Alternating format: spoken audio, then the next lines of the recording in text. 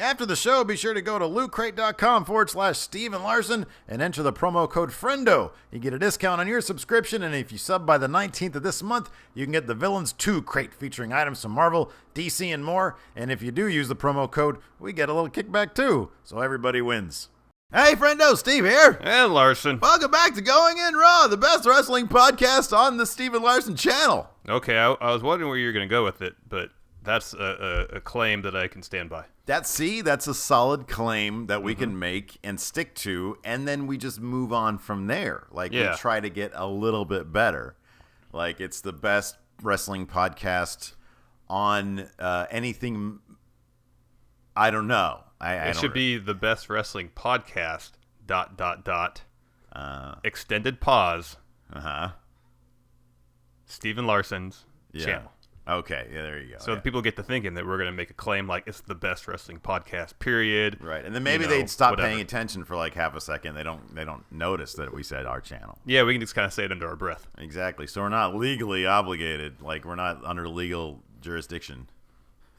Well, I don't think there's anything legally keeping us from making that claim that we are, in fact, the best wrestling podcast in the universe. We got Raw coming up in a little bit, so we're going to do a...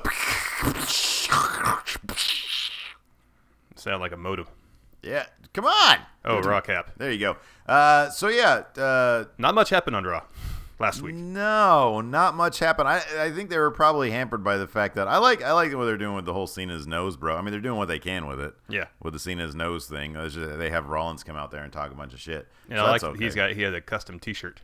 I know. I hear he's going to roll a couple of those out. Yeah. Apparently one is rumored to say, "You can't knee me." Yes, that's all right. That's what I heard too. That's pretty good. That's great. We both read WrestleZone. Yeah. So, yes. That's our dirt. That's our inside source. Exactly. So anyways, we're posing the question here. Oh wait, or is that later? No, we can do this now. Okay. Yeah, because like you said, nothing really happened. No. So coming up for SummerSlam, Rollins, Cena. Belt for belt. Title for title. For belt. Championship for championship. U.S. versus the world. That's right. Somebody's going to walk away with everything. Or not. I would think that the world heavyweight champion would include the U.S. territory. Because the U.S. is part of the world. That's correct. Some people think maybe not. But geographically speaking, that is science fact. 97% of scientists believe that. So right here, you did a lot of painstaking research, and you broke down I didn't research any of this. I just sat for 5 minutes and thought, well, what are the possible scenarios that could happen? All possible scenarios are outlined here in painstaking detail for Going In Raw. And we have scenario 1. Yeah. Cena wins with or without some sort of cash-in. From Sheamus, yeah. So this could be he either wins, Sheamus doesn't even try to cash in, or he wins, which I could see this happening. Sheamus, not likely, but I wouldn't surprise me. Sheamus cashes in, and to prove how super ranked up he is, he destroys Sheamus as well. Could be. Could happen. I don't. Well, here we can go through all the different scenarios, and then we can discuss what we think the probability is of, if not each, what the probability of what's actually going to happen. Okay, Cena wins. What can our prediction odds surpass 100? Probably not, huh? No, I think we need to break down exactly what the percentages of each. Well, I mean, if we're going to take these, was it 7 different scenarios? I guess if we're going to break down the possibility of each, should we break them down the possibility of each in relation to each other, or just overall? What is a double pin? Oh, just like they pin each other at the same time as a double pin. Okay. Like they're both on their back and they both have their arm over each other. Oh, okay. Okay, well, let's... So they both win, they both lose. Nothing really... It's a draw, essentially. Okay, so we're looking at Cena wins with or without a cash-in. Rollins wins with or without a cash-in. A dusty finish, which is like a DQ or no contest.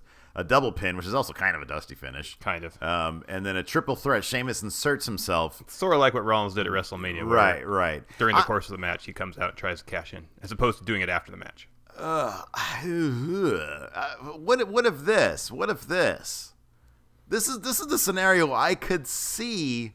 I could possibly see. The sad thing is, this goes against what I want to happen, which is your assertion that maybe they're going to have Sheamus cash in so that Reigns can take it off him. Yeah, because no one likes Sheamus. Exactly, because nobody likes Sheamus. And thereby you get Reigns over. if you really want to push Reigns. Mm-hmm. I'm hesitant to think. Here's what I think is going to happen.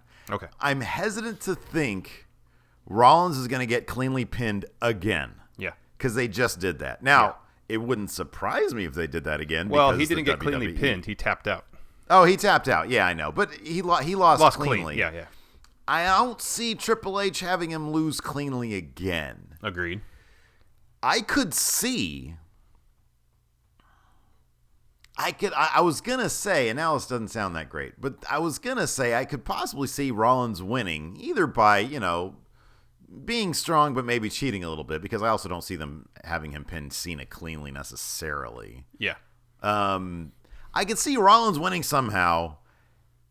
That'd be kind of interesting. Rollins winning somehow. Sheamus cashes in, wins the belt, and then whenever Cena takes it away from Sheamus to get his 16th championship. No matter what, Cena's going to get the belt soon. You think so? You think they're going to give him number 16 pretty soon? I think they are. I think they kind of want to move on and they want to get that out of the way. That's my feeling. Well, I mean, they bring it up every now and again, I think, but it's not a big a fact that they're pushing every week. You think they would push that a lot more? I think so, just because there's it seems like there's a lot of people in line to get a world title opportunity. Right. And he doesn't need it. He's doing great work with the U.S. belt. Yeah. It seems largely unnecessary to give him the big strap. Yeah. When you have Reigns, you have Rollins, you have even Lesnar, you have arguably Wyatt. I don't think Lesnar's in the hunt anymore. I know. Realistically, no. And I think. But you always got in terms of people who could have the belt, who arguably deserve the belt, he has to be in that conversation. I know. I'm just saying. I think they probably want to get that over with Cena. Oh yeah, because they have so many people waiting in line, and that's sort of an elephant in the room, I think. The only way I could see them doing it within the next year is if they're going to have a Cena Reigns title match at WrestleMania, the passing of the torch. Mm-hmm. Yeah. Then that's the only real conceivable, logical way I can see them having Cena having the belt within the next year. Otherwise, I don't see it happening. How much smart marks would just hate all over that? What would they root for? I don't know. They'd have to have it in the middle of the card so people wouldn't leave WrestleMania exactly with a bad taste in their mouth. Where does Sheamus factor into that, though? Into WrestleMania? Because he has to have the belt sometime over the next year. Not necessarily. He could try to cash in and lose. I still think, say Reigns. I don't think they do. I don't think you're ever going to see that again. If it's Reigns seen at WrestleMania, Reigns wins, goes over, gets the belt. How about have Sheamus run out right then and try to cash in and have Reigns beat him? Yeah. And the same thing still applies. No one likes Sheamus. No, it's.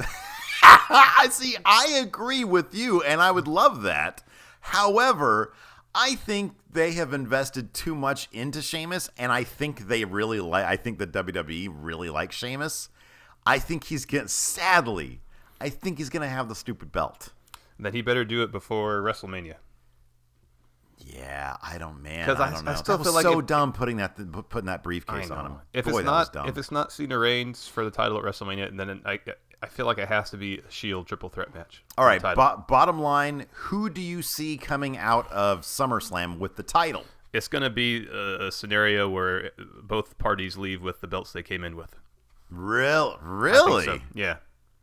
How would that even work? It's going to be a DQ. Dusty finish? No, they're not going to do a DQ at SummerSlam. They're going to. Okay. When's the last time they've had a outcome like that? Okay, Undertaker came back for Brock Lesnar. That's a big deal. I mean, that is a finish right there. Yeah. But they've been okay. They've been okay with giving us, like it or not, they've been okay with giving us clean finishes lately. I think, haven't they? More often than not.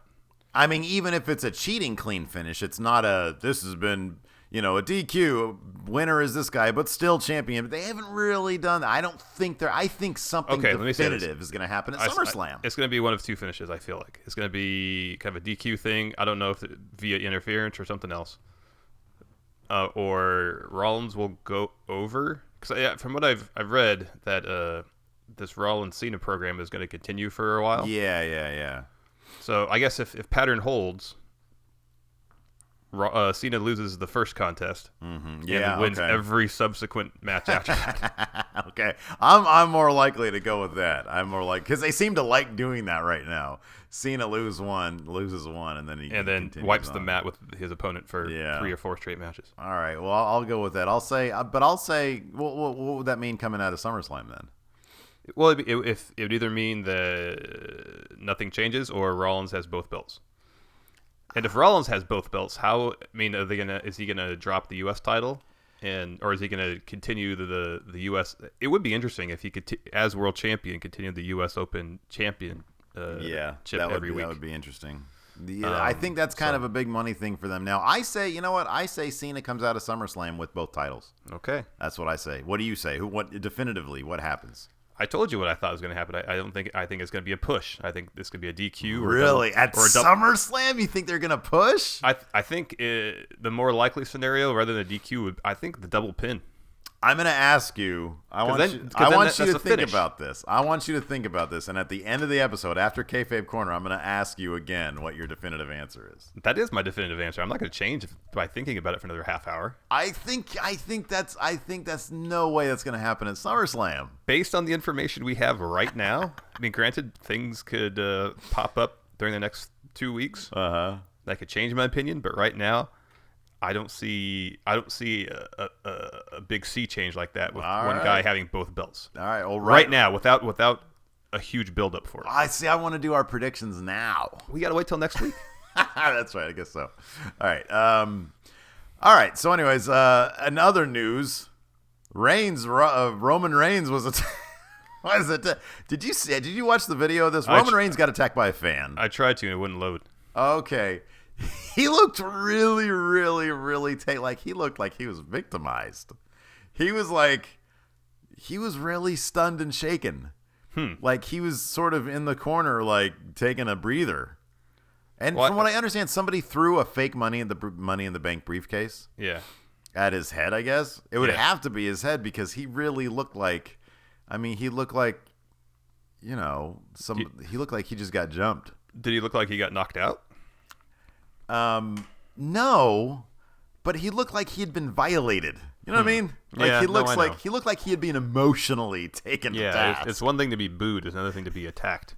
Yeah, and Bray Wyatt was, and somebody noticed this. Yeah, Bray Wyatt was kind of a left character to make sure Reigns was okay because he's sort of pacing around, making sure like he's sort of watching because there was a big hubbub in the crowd, like people like trying to take the guy down or whatever, and then a ref came down and started yelling and stuff.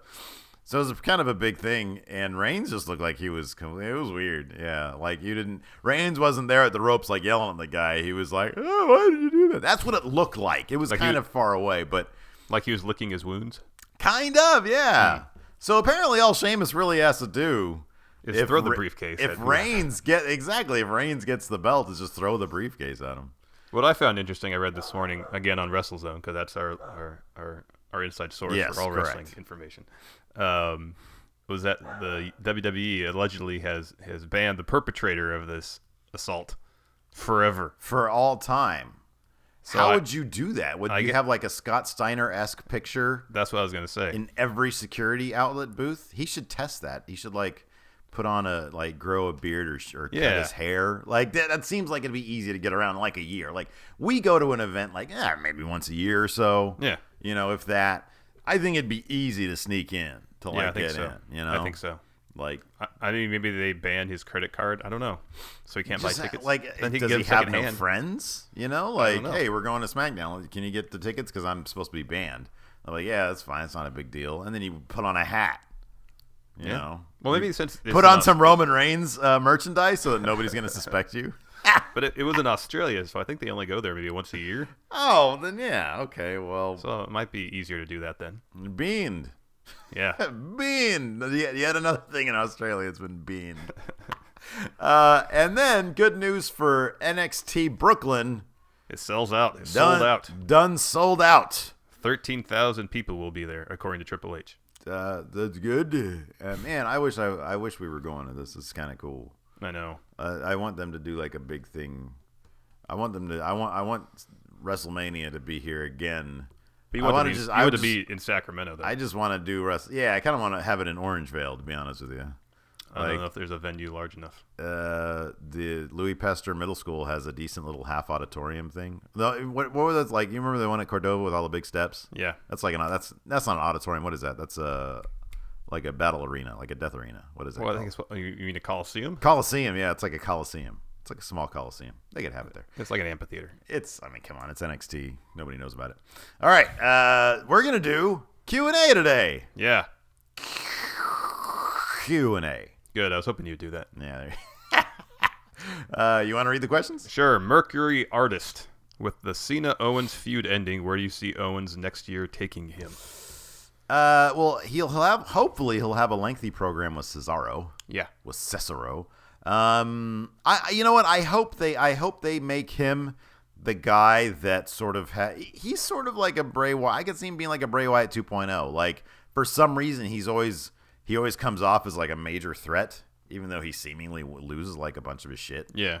Well, I like what you said. I think it was last week, if not the week before, how Owens carries himself, especially when he has a belt, like it means something. Mm-hmm, yeah. So I'm hoping that after we get Owens, Cesaro for maybe 2 or 3 months, and then it'd be really fun to see an Owens Ambrose program.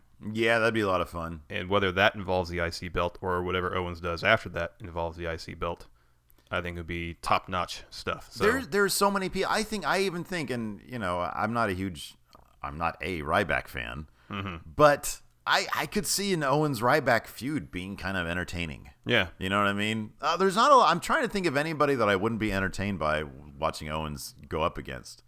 He's so, I don't know. There's something about him. We both really like him. Yeah, Owens is great. I agree though about the IC belt. I think it'd be fantastic to put that on him.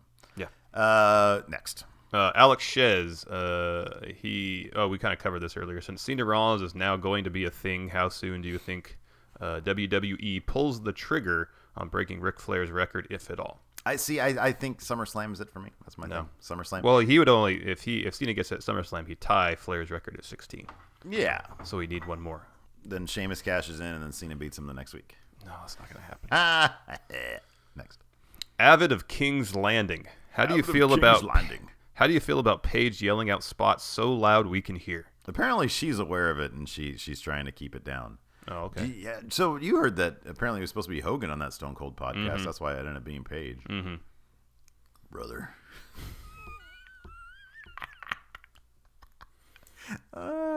Somebody asked on our Facebook, because I'm doing like a little QA thing for my channel. Uh-huh. Somebody asked if we think Hogan's ever going to be back again. How soon Hogan do you think is going to be back? Oh, we talked about it. We talked about this last week, right? What was our answer on that one? What do you think? You think Hogan's ever going to be back? It was, if at all, a long time. 5 years? 5 to 10. Wow. He's 62 already. I know. Man, all right. Moving on. We didn't answer that question. How do I feel about it? It's bad. It's not good. If she wants a Divas Revolution, she should work on fundamentals. Like, what the fuck? Stop yelling out spots. But that's kind of her thing. She yells. Yeah, she yells, but she shouldn't be yelling out her spots. Like, that's her character. Kayfabe, she needs to keep it down. She's character through and through. I guess so. Bret Fart. Favorite underrated or overlooked rivalry, such as Triple H and Cena in the mid-aughts?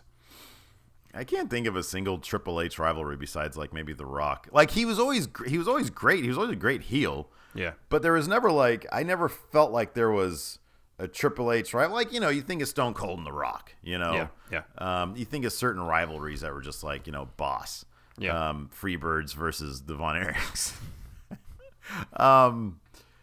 Favorite underrated Booker, I'll say this. Booker T and Stone Cold. I was gonna. That's one of my good. favorites. Yeah, that was great. I was gonna say Booker T and Benoit back in the WCW days when they had that best of 7 series. Oh man, that was great. That was fantastic. Yeah, that was great. But no one, you didn't really hear much about that for obvious reasons, because Benoit, Yeah, because he killed his family. Yeah. What a pile of crap that guy was. Yeah, he's not a good human being. Not a good human being at all. Continue. Score Scythe. Who do you think was most deserving of a world title main event push but never got one? I think we've had this question, if not one similar to it before, and my go-to answer is Scott Hall. Absolutely. Especially Razor Ramon and the Razor Ramon character. I agree. You see, this is my thing. You think if he had stuck around, you think Razor Ramon would have gotten a title shot or like I don't know. like a title run? I don't know how. Here's the thing, it's you always hear about how in the late '90s how the Clique kind of ran things backstage. Yeah. But I don't know how much Scott Hall's substance abuse issues affected his pushes. I think it was surprising. I think it was way more surprising that he never got the WCW title, the big WCW title. Because I'm not sure. I mean, yeah, it was a lot of Brett and Shawn back then, and then Sid for some weird reason. Well, before that, though, it was Kevin Nash that had the belt for a while. Right, exactly. Which was solely because he was 7 feet tall. Oh yeah, like the only reason. Yeah, is because he was 7 feet tall. Yeah, he was tall. They can try to change history as much as they want, and I love Nash, but I don't believe he drew a fucking dime. No. Like, he was the champion at the worst freaking time for the company. They literally almost went under at that time. Mm-hmm. So, here's another name, too, is Mr. Perfect. Yeah, Kurt Hennig, absolutely.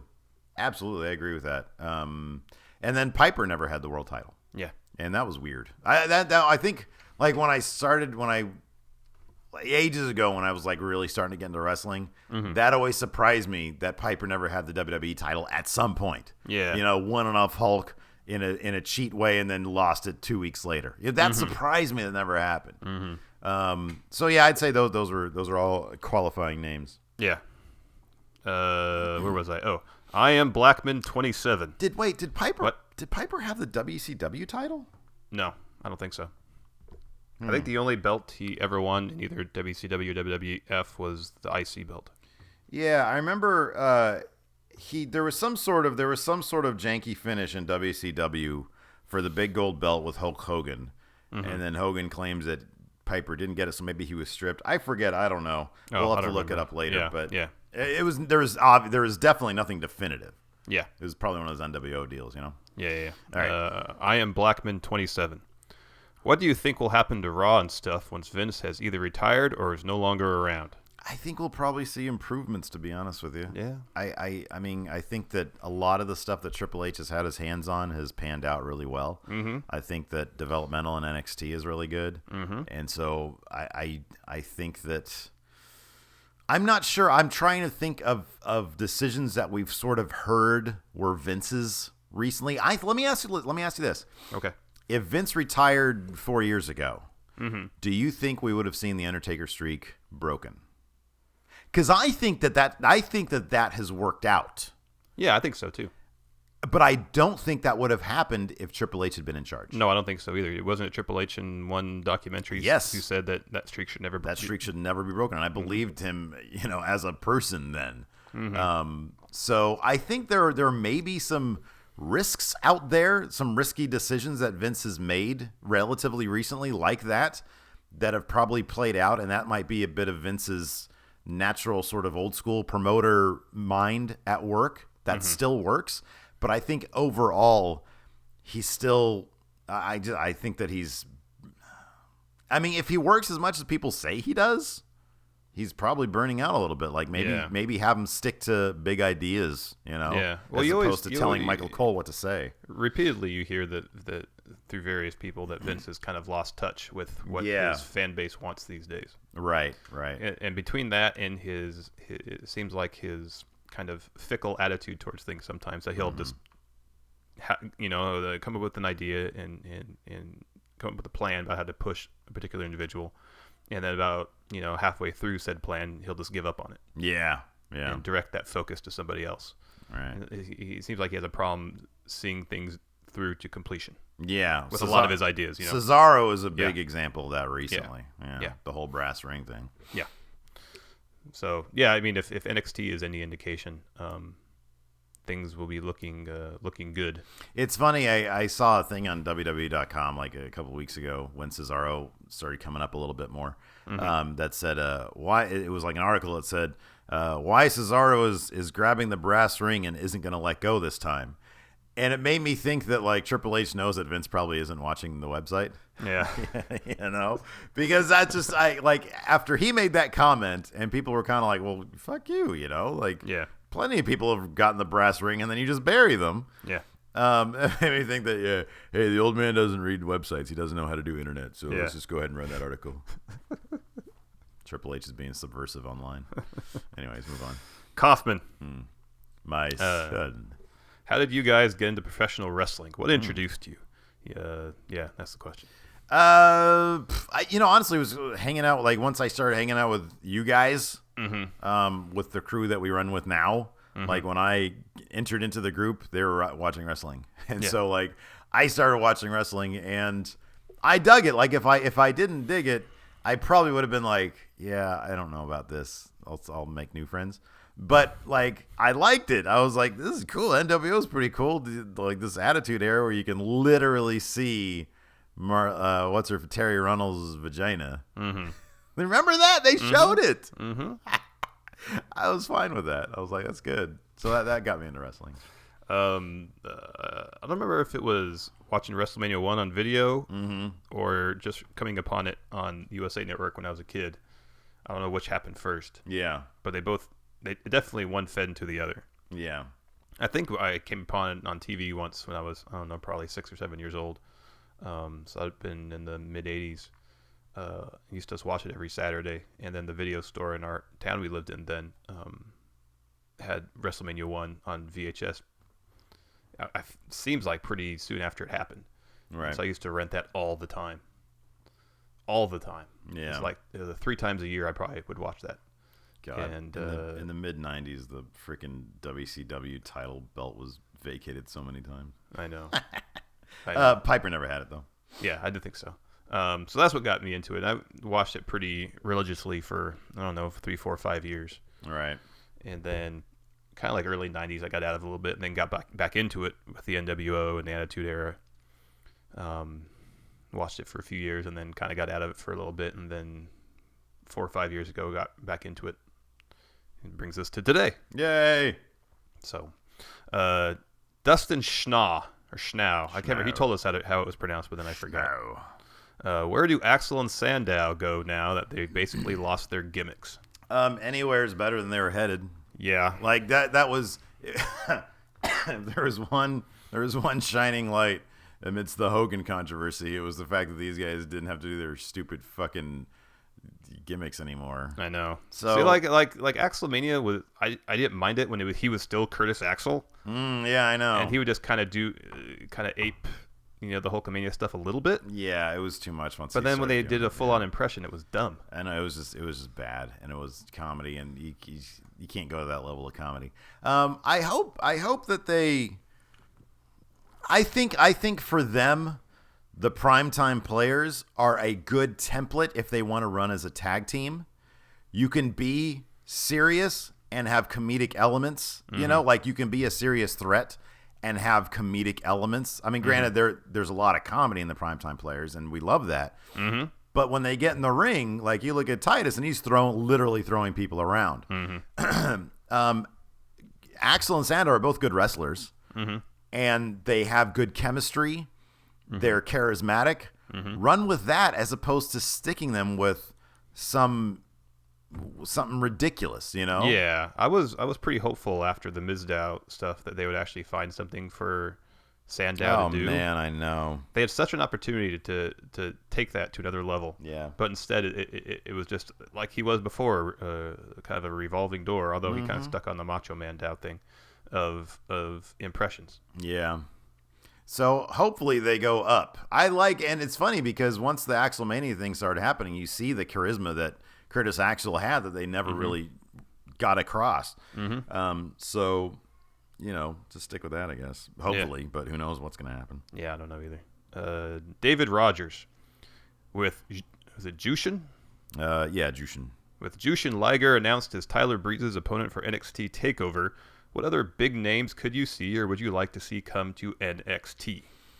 I kind of like how seemingly random they're being with like who they're bringing in. Yeah. Like Samoa Joe's pretty random, but he seemed to fit at the time. I don't really know. Like he's not really making an impact right now, I don't think. No, he's fighting Rhino at TakeOver. Yeah. So this is probably his first match of any consequence. Yeah. Coming over. I don't know. I like the unpredictable nature of it. I'll put it that way. So Yeah. making it interesting, I like. Here's one person. I doubt it'll ever happen. Shane Douglas. Oh, that'd be great. And they're already using his colors. Mm-hmm. I know, that'd be fantastic. I think he's pretty old these days. I know. Pretty much all the people I can think of are ECW guys. Yeah, I know, but I don't want them just to go to that well. Because I was gonna say, if I was gonna say anything, it would be Tommy Dreamer. Yeah, I thought about that too. Love Tommy Dreamer. Yeah. So that'd be great. But I don't really want them to keep going back to that well. I want them to like do interesting shit. You know, it's like there's plenty of people out there on the indie circuit. So I think there's a lot of talent to choose from that people sort of kind of know about. Mm-hmm. Like I would love the Briscoe brothers to come over, but they would be obviously pretty watered down.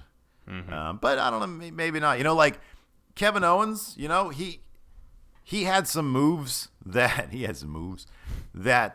he had to modify for NXT and WWE, and that worked. So if they could modify what they do and, you know, just stop dropping F-bombs, then I think, you know, seeing the Briscoe brothers against Enzo Amore and Big Cass, that'd be fantastic, you know? So there you go. Well, hopefully Enzo and Big Cass will be on their way to Maine soon. I know, Carmella. I'm almost positive that's why they didn't win the belts, because they need to get up there. God, I fucking love them. Did you know those guys knew each other in high school? No. Yeah, they were buddies in high school, and then you know, split ways, and then came back in NXT separately. But they had known each other, and then they stuck them together because they already knew each other and had really good chemistry. Awesome. I know, isn't that great? Yeah, that's so cool. Oh, I love those guys. AC1711. Who needs the win at SummerSlam more, Kevin Owens or Cesaro? This is a tough question. It's a very tough question. I would argue Cesaro because Owens has been higher profile, and I think a loss hurts Owens. I think Owens could rebound a lot quicker. This is why we need a best out of 7 series with these guys. Yeah, oh my God, that'd be great.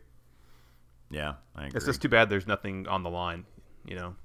Yeah, but this is that kind of feud that they do need to establish something, but I think we can all just sort of appreciate that we're getting it, you know? Here's what they need to establish, and this is an unofficial title. Yeah. Not belt title, but just title. Yeah. Literally the best wrestler in the world. I know it's kind of the CM Punk thing. No. If Cesaro says, I've come out, I'm the best wrestler in the world, Owen comes out, no, I'm the best wrestler in the world. Yeah. Fight for it. No, I agree. I think that's great. See, just anything like that, like that's great. Yeah. Mm-hmm. There you go. Short fuck 18. Does Kane come back as Corporate Kane or Demon Kang? Kang. Isn't that a character from something else? Kang the Merciless. I think. No, you think of Ming the Merciless. I think Kang is from. Kang is from Marvel. I think he was a time traveling guy. Oh, was he? I thought it was. I thought there was a Kang in Teenage Mutant Ninja Turtles. Isn't Kang the bad guy in Teenage Mutant Ninja Turtles? Yeah. That's Shredder. Kang. Yeah, no. I'm talking the little guy with the brain. Maybe that's what I'm thinking. I'm gonna Google Kang and just see images. Kang the Conqueror. Yeah, he's a Marvel guy. He was a Klingon. Oh. And there's also showing us pictures of the aliens from The Simpsons, so maybe one of their names was Kang. Oh, that could be. Yeah. So yeah, there you go. Wait, we didn't answer that question, did we? Oh, Demon Kane or Corporate Kane, or as Kang. As Kang, I like as Kang. Yeah, me too. I think he comes back as the Demon. Because, I mean, they're not really doing, like, they're sort of dropping the authority thing a little bit. Like, in terms of, like, the J&J and Kang thing.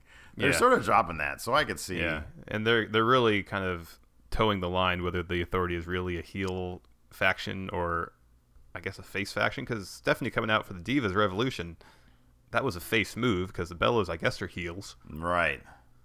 And, you know, Triple H, sometimes he's an obvious heel and sometimes he's not. Yeah. I know they said, you know, the ideas of faces and heels are kind of passé, but it's just kind of confusing. Yeah. Sometimes you just need to know who you're supposed to boo and who you're supposed to cheer. Exactly. Granted, we always generally do the opposite. We generally cheer the people we're supposed to boo because we find them more interesting. Yeah, of course. But anyways, Stefan Fenris. Why do you think it's so hard to let go of the Attitude Era? Because it was the most interesting time. It was very controversial. A lot of people came up. Ratings were huge. You look at the roster, it was the most talented roster I think we've ever seen in professional wrestling. Definitely at the top. Yeah. So yeah, I think that's all why. And like what happened afterwards, like we did, they didn't continue the momentum necessarily. I think we're in a really nice spot now. But there was so much energy. That's it. There was so much energy and passion during the Attitude Era. They were scrapping to win. I think that's why. It was incredibly unpredictable. You never knew what was going to happen from show to show. Right. And I think a lot of people also kind of have that ideal idea of the Attitude Era in their mind, and they forgot all the duds. Yeah. All the stupid storylines and shit that never went anywhere. Overall, the Attitude Era was fantastic television. But there's not to say there wasn't some crap ideas floating around in there, too. Yeah. Oh, yeah. Yeah, there was plenty. So people tend to disregard that stuff and just think about Stone Cold and The Rock and Triple H and Foley and all that stuff. Yeah. But, yeah.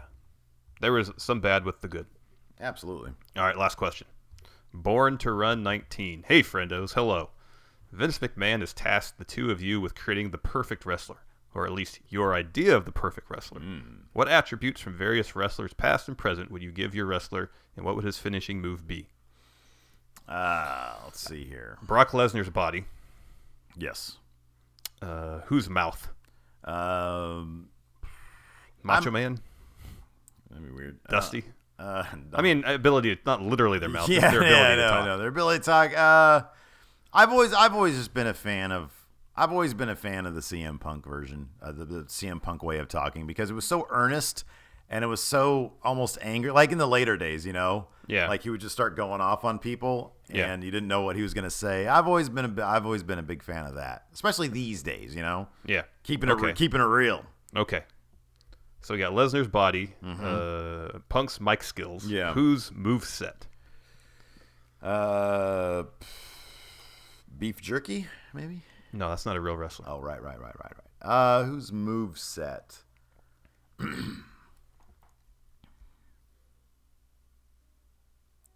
Whose move set? I hate saying this, but Chris Benoit. Oh, dear. He was vicious in the ring. No, he was. I loved him in the ring. I was thinking of Shelton Benjamin. He had a really good moveset. Yeah, he was good. I don't remember ever being like, he needed a better finisher. I want a good We're getting finisher. to that. This is just moveset. We'll get to finisher last. All right. Shelton or Eddie Guerrero? Okay. Finishing move. Let's say Eddie Guerrero because he was better than Shelton Benjamin. Okay. Who's finishing move? It would have to be either in my opinion, I would say this, either the curb stomp or the jackknife powerbomb. It has to be the jackknife powerbomb. Jackknife powerbomb. There you It's go. the most devastating finishing move It really is. ever. Absolutely. All right, there's our perfect wrestler. Oh, what ring attire? Whose ring attire should this person have? Whose ring attire? Well, I mean, Brock's Jimmy John shorts are pretty cool. Yeah, you can't really argue with that. I like, you know what? Oh, I want Stone Cold straight up black wrestling tights. With Jimmy John's logo on the butt. Yes, there you go. See? Compromise. So pretty much what Brock used to wear combined with what he wears now. Correct. Okay. All right. That's the end of questions. No more questions. Are you ready for Kayfabe Korner? Are you ready to wrestle the champ? Are you ready to wrestle the champ?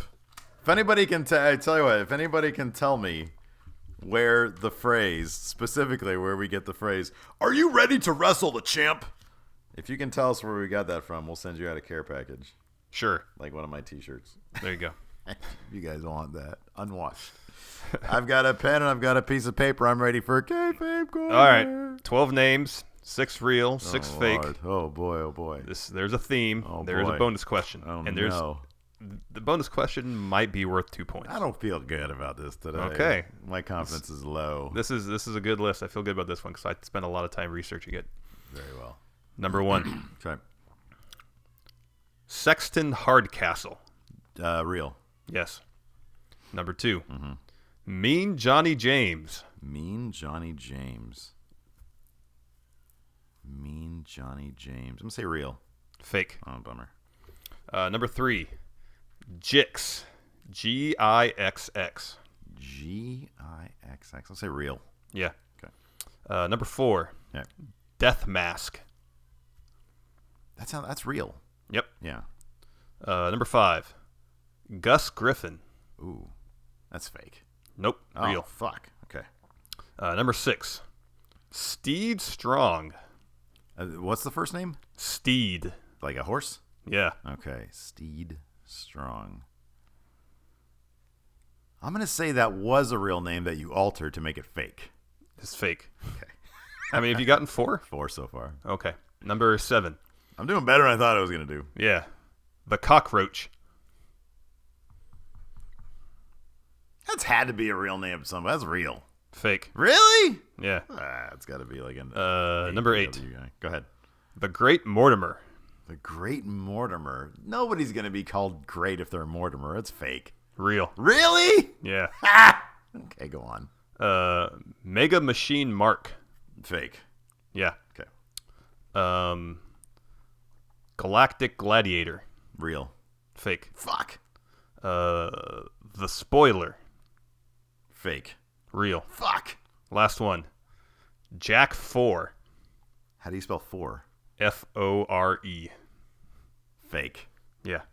How many did you 1, get? 2, 3, 4, 5. So I got 6. 6? Yeah. Do you know what the theme is? Hold on a second. Let me think. Death Mask. To get the theme, you need to know at least a couple, who these people were. I can give you a hint for some of the real ones. Give me a hint. All right. Sexton Hardcastle was later known as Edge. Okay. All right. Jix was a name that Seth Rollins used to use. Really? Yeah. That's interesting. The Great Mortimer was an alias of Harley Race. Okay. We'll stop there. Okay. That's enough hints for me. What is the theme? What do all 3 of those people have in common? Harley Race. What does fucking Harley Race have in common? I'm just gonna go on a limb here. Is the theme Roddy Piper? No. The theme is all these people. These are all names used by former, or in the case of Rollins, current world champions. Oh, okay. Oh, who's Death Mask? That was JBL. Oh, okay. That makes interesting. Well, go through some of the other ones. Gus Griffin was Rick Martel. He was an NWA world champ. He was an AWA world champion. AWA, okay. And then Don Jardine was the Spoiler. He was a champion somewhere. Don Jardine. But like Jack 4, I was like, oh, Johnny Polo. Raven. Oh, yeah, Raven. Galactic Gladiator was some riff on a former name of Kerry Von Erich. Okay, all right. Yeah, you're right. Okay. Slaughter was, I think, something Machine Mark. I want to say. All right. The Cockroach, Randy Savage, used to be called the Spider. Oh, in his early days. All right. That's good. And Steed Strong was some riff on an early name of Vader. Oh, okay. That's cool. That's good. I like that. That's a good one. So, is there a bonus question? Yeah, there is, and it could be worth up to 2 points, depending if. Well, here I'll ask it. All right. Of the people who have held the WWF title 5 or more times, who has the shortest average reign? Who has the shortest? And if you name that person, I will give you an opportunity to tell me within. Let's say 5 days. That sounds like a fair, plus or minus, the average length of their reign. So first I need a name. Okay. And then what you think the average length of their reign was. Jeez, who held it more than 5 times? Cena, Hogan.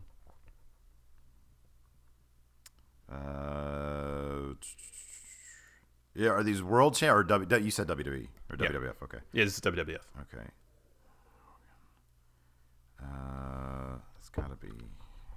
I'm gonna say. Oh, did he hold it that many times? He didn't. I'm gonna say Austin. Incorrect. Damn it! It is The Rock. Damn it. Oh, okay. Okay, so the 5, though, have to be Rock, Cena, Hogan, Triple H, and Austin? Did Austin hold it 5 times? I think so. Maybe not. I'll have to double check. Okay. Yeah, he did. But it was just take a guess on the average length of his reign. The Rock's. That's surprising that it's short. Or it's relatively short. But then he went back and forth a lot. I'll say, so this is going to be ridiculous, but I'll say 31 days. 46.8 days. Wow. He held the belt 8 times for a combined 367 days. What? 367. Oh, that's right. He only held it from Royal Rumble until WrestleMania. And then when he and Foley had their program, I think they went back and forth a couple times. Yeah, that's right. Huh. Interesting. The Rock. Dang it. There you go. Dang it. You know what? I was going to say The Rock was on my mind, and then I mistakenly thought that his year-long thing with Cena included him as a world champion for a year, and I thought that would have thrown it out. Okay. Damn it. All right, that's fine. But then I thought of Austin. I was like, Austin got it and then lost it. Like that first reign, it was really quick, and then he got it back again like the next night from like Kane or something. So that was good. That was a really good one. I like that. And I got 6, so I'm not that wasn't too bad. No, it wasn't bad at all. All right. All right. It says somewhere. It says in the notes, "Ask again." What are you talking about? You asking about the Rollins Cena thing? Okay. You've had some time to think about it. Rollins Cena. Do you really think they're going to do a dusty finish at SummerSlam? I think it's possible. I think if they're going to have this program extend for months. No way, man. Yes. It's going to be. I want all our listeners to let us know in the comments. Do you think there's going to be a dusty finish at SummerSlam? And Grant, this is based on the information that I have available to me now. It could change tonight No based on whatever they do. Yeah, no, there's a caveat. They're not going to There's a be caveat.